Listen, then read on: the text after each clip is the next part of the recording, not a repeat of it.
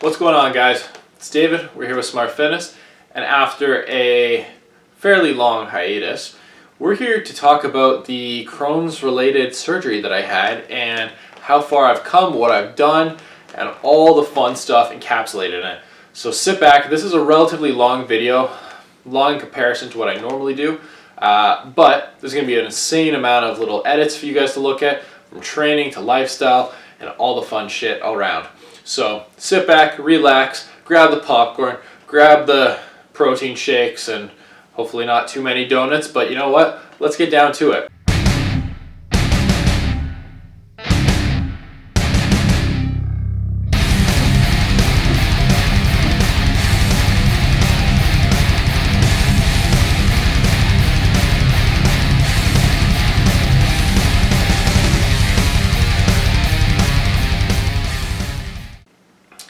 So, in my previous video, I talked about how everything was very uncertain. Ironically, the entire world is in an even more uncertain time as this video is coming out, with all the COVID-19 stuff and people dying, getting sick, the spread of the virus, social distancing, isolation, all that kind of stuff. And ironically, that's what kind of drove me back to wanting to make more videos, because of the fact that I feel as though I can actually help connect to people and make a difference. I was starting to lose that desire, mostly because of the fact that I got busier with work, which we'll get to in a minute, and I slowly lost interest. My priority shifted from online to more in person. So we'll say first things first. Life is great. I changed my diet quite a bit. In the previous video, I talked about how there was a lot of uncertainty and random foods are getting me sick. Ironically enough, I had made a video basically detailing how I've been struggling with the surgery in December. By January, I started to cut out gluten, and by February, I had completely cut it out entirely. I haven't had a flare-up since, so knock on wood, I don't really have any in here, so we'll just knock on fists, but I've been okay. And it's been pretty surreal, actually, to feel this good. It's friends of mine, like my buddy Sean, you guys have seen him in previous videos, strong dude. He's made jokes saying that getting off of gluten has made me anabolic, and it's like I've had steroid-like effects. Neither of us are on gear, but it's a pretty funny joke where it's almost every week I'm adding 5 pounds, 10 pounds on the bar from my top set singles, and then my back off weight feels pretty good. Granted, with training at home now, I am kind of on unleveled ground or subpar conditions, so obviously there's going to be a give and take. Now, I know you're probably wondering, why did I just magically think, let's cut out gluten after months of feeling good and then just randomly sick? So I've started to date a girl, and she's a pretty fantastic lass. So she did a lot of research into Crohn's disease because she thought she was getting me sick on a regular basis.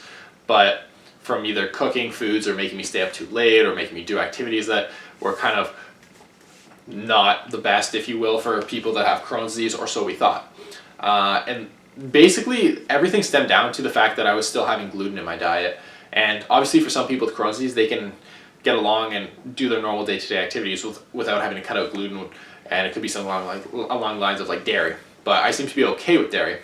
Gluten seems to be the main trigger.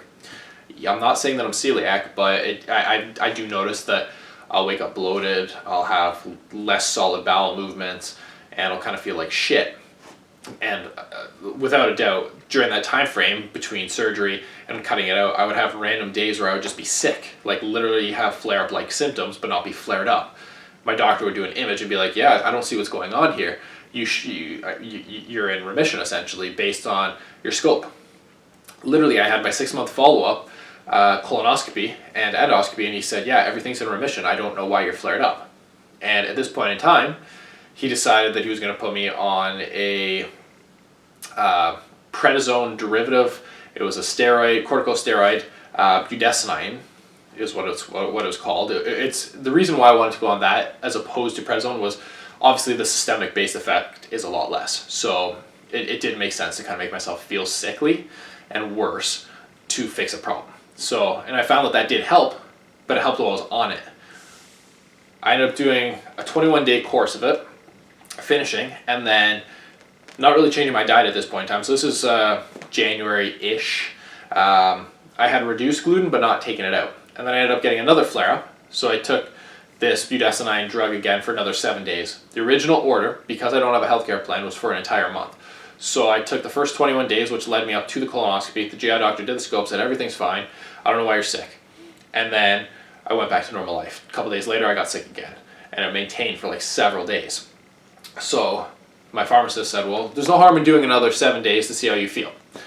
Long story short, after that 7 days, I had to cut out gluten entirely, and I haven't brought it back since, and everything's been feeling really good. Now, let's fast forward. We're now into March, and I'm prepping for a powerlifting meet. My numbers are going through the roof. I squatted 370 at maybe 5 to 10 pounds heavier than what I was before, and these were tops at single numbers. My previous best that I've ever done was 345 in competition at 10 pounds lighter. So weight's going up on the bar, weight's going up on my body, but I'm also looking better. I'm the leanest I've ever been at 190 pounds. The last time I was 190, I look soft. I'll show a comparison. I'll have a comparison photo for you guys for where you can see the difference here. It's pretty dramatic. Like I don't have six-pack abs per se, but my stomach is still flat, and there's still some remnants of the abdominal tissue coming out. Let alone the fact that like my biceps are still lean. So clearly, the inflammatory-based response by taking out gluten has had a very fantastic response on my body. So I definitely feel better. Now, that's diet-related. I've also continued to take the drug Stelara, which is the biosimilar to what I was on before called Humira. Humira was classified as a drug that's no longer working, so they shifted me over to Stelara, which is fine. I'm now into my third dose of it. I just had it literally 2 days ago, and we are now at April 14th as of this video, so it would have been April 12th that I had it. And that drug seems to be working, apparently from everything that I've read, that you don't feel the full effect until your third or fourth dose. So I would assume that I was kind of on par with that, where by the second dose I felt moderately better, but I wasn't exactly better. And then by the third dose, it was like everything's like sunshine and rainbows, if you will. But I'm definitely attributing the flare-up like symptoms to cutting out gluten. I can't stress that enough. That's where like a phasic diet kind of comes into play. Now, I kind of knew this already, but I was just stubborn because I was stuck in my ways. I was like, I have to eat 3,700 calories. How am I going to be able to do this if I'm not able to have gluten-based carbohydrates? And it was just kind of like a woe is me, very stupid-based perspective. And now I'm having 3,800 calories without gluten, feel better, and it's almost like I'm having like a pseudo version of the vertical diet per se by stand efforting, but not as much rice and not very much cranberry juice, to be honest, but like within that realm where it's like rice, sweet potatoes, oats, stuff like that. I'm still having gluten-free flours, but the majority of my carbohydrates are coming from those based sources, so they're kind of cleaner and quicker digesting, so it's less transient in your stomach. And the other thing I've noticed is I haven't had to increase my fiber intake a ton in order to make up the difference in terms of bowel movement based related responses. So that has been fairly sweet. So all in all, like surgery seems to be going pretty well. I would say that I'm fairly recovered. The only exercise I cannot do is hip thrusts, and that's because of the bar placement relative to the scarring on my abs, which you guys will see obviously in pictures and clips of me being shirtless. So if that's all I can't do, then sure, whatever, I'm fine with that. The fact that I'm pushing for now a 445 pound deadlift and like a 375 pound squat and a 235 pound bench, it's just fucking mesmerizing to me, the fact that I'm able to actually start hitting these goals. I can actually train and just fucking train. I don't have to worry about other variables. I don't have to worry about the side effect of, well, I feel good today, maybe tomorrow I'm going to be sick, so I should scale back a little bit. I can literally just focus on training within that moment. Now, obviously, I've regulated my variables to help with recovery, fatigue management, and through using like RPE scales and looking at how much I'm actually recovering on a day-to-day basis, but I by no means have to look at the same level of like focus that I did before, which is pretty sweet. So yeah, it's pretty awesome.